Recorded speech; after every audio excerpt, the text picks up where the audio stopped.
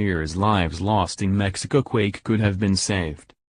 Warm lighting would enhance the wood floor's natural glow, the developer promised, so when all the custom light bulbs burnt out, Anahi Abadia and her husband grudgingly drove to Home Depot to replenish supplies for their chic new flat in central Mexico City.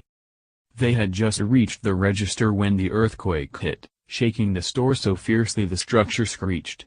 Minutes later, a text came in from their neighbor. The elegant apartment they had purchased only 6 months earlier had collapsed, rendering their new home a pile of crushed concrete. They were among the fortunate. 2 women working in their building and dozens more perished on September 19 in structure failures that several prominent engineers now say could have been prevented. Nearly 2/3 of the 44 buildings that fell in Mexico City were designed with a construction method called flat slab, in which floors are supported only by concrete columns, now forbidden in parts of the United States, Chile and New Zealand according to data compiled by a team of structural engineers at Stanford University and obtained by the Associated Press. Mexico City officials were widely lauded for tightening their building codes after thousands died in the 1985 earthquake. But they left out one crucial reform, a prohibition on the building technique that caused 61% of the building collapses in last month's magnitude 7.1 quake, which killed 369 people and blanketed tree-lined avenues in rubble. "I keep thinking about what would have happened if I had still been in bed that afternoon," said Abadia, 26, who was in her bedroom that morning recovering from thyroid cancer, dreaming of furnishing the home she and her husband moved into in March. "That was where we used to feel safe." The concrete slabs used to build floors and ceilings can be cast to include some rebar for reinforcement, and give builders greater flexibility in room layout and allow for higher ceilings. But in an earthquake, without reinforced concrete walls or lateral bracing to resist forces pushing structures sideways, buildings with that design can move too much. The columns, and connections between the slabs and columns, can easily break, prompting collapse, as was the case at a school where 26 people died, most of them children. "We have known for 30 years that this system killed lots of people, so why are we still using it?" asked Eduardo Miranda, a professor of civil and environmental engineering at Stanford and global expert on earthquake-resistant design who compiled the data. "The right decision after 85 would have been to completely ban this kind of construction. We could have saved lives." Abadia's trendy, eco-friendly apartment building with its wood-paneled balconies and solar-paneled roof collapsed when a corner column failed, and the flat slab structure pancaked, Miranda said. "There, the construction method was only the start of the problems. The units were designed by an architect whose license lapsed, and approved in a borough where auditors previously found illegal construction occurred unchecked." Experts concur that the devastation caused by last month's earthquake in the city of 8.9 million people could have been much worse had the building codes not been so strong, but it also has forced an uncomfortable conversation about their shortcomings. Now, as experts race to toughen standards to retrofit hundreds of damaged buildings, they are grappling with the reality that corruption has allowed hundreds of structures to be built outside the rules atop the soft soils of Mexico City's ancient lake bed. After the quake, Abadia and her husband made their way home to find their flat in ruins, concrete and rebar tangled in the parking lot, pieces of styrofoam filler used in the slabs floating in the breeze. Frantic neighbors gathered to search for a missing mother and daughter-in-law they knew cleaned an apartment down the hall, but the builder never appeared, so residents were left to sketch out their own graphs of the building structure for rescue crews seeking a safe entry point. "The 2 people working in number 404 couldn't get out," said Abadia, the scars from her operation still fresh at the base of her throat. "How is it possible that after less than a year after it opened, the building was completely demolished?" The day after the earthquake, the builder, Canada Building Group, sent residents an email saying that the company was not responsible for the collapse because the earthquake was a fortuitous event out of its control. Little did residents know that the private engineer who designed the building had been working under a license that expired in July 2015, online records show.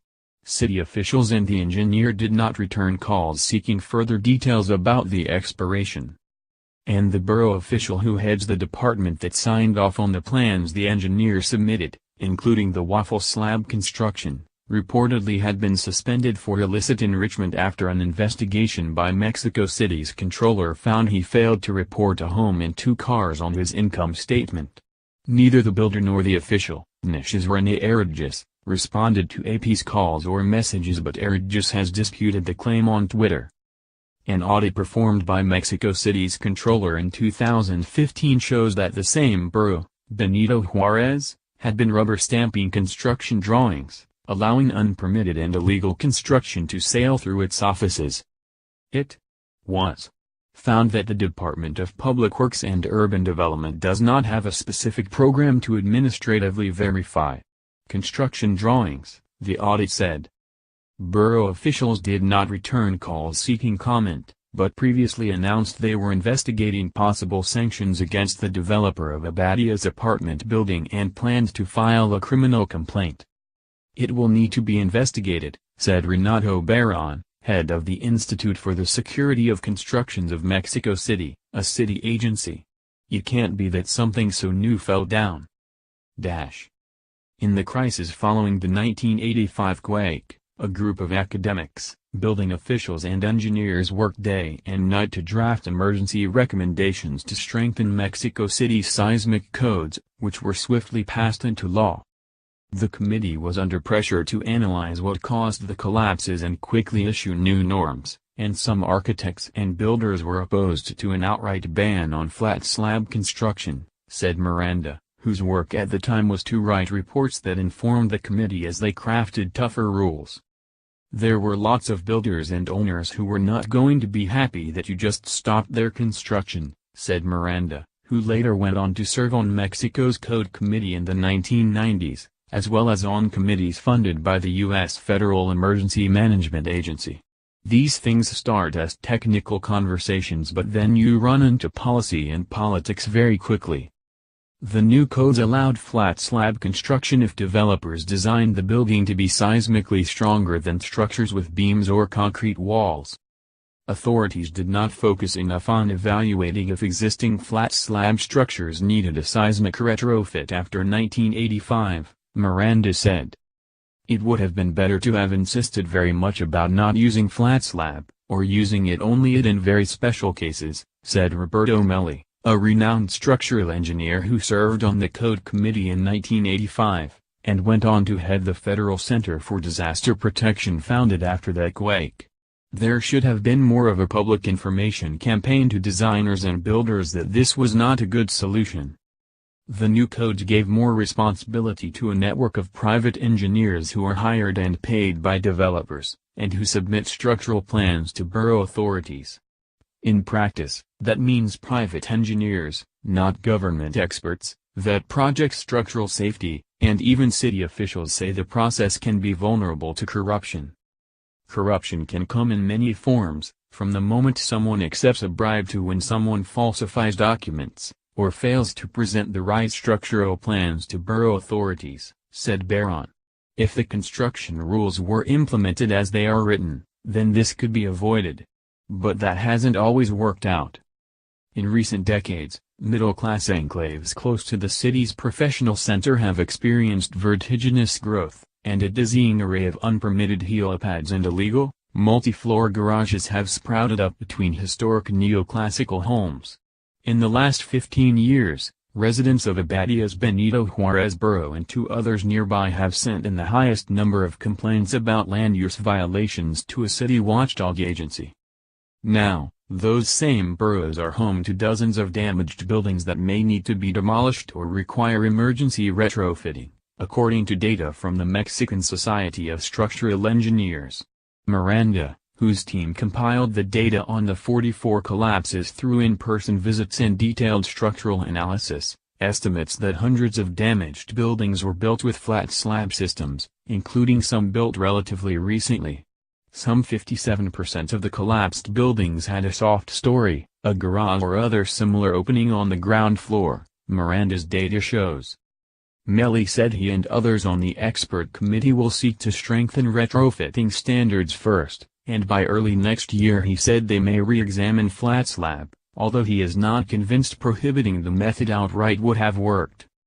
Abadia, who is living temporarily at her mother-in-law's apartment on the other side of the vast city, said she hopes shoddy builders will be held responsible. "We lost everything," she said. "We know an earthquake is an unexpected event. But a new building should not fall down." Associated Press writer Mark Stevenson in Mexico City contributed to this report.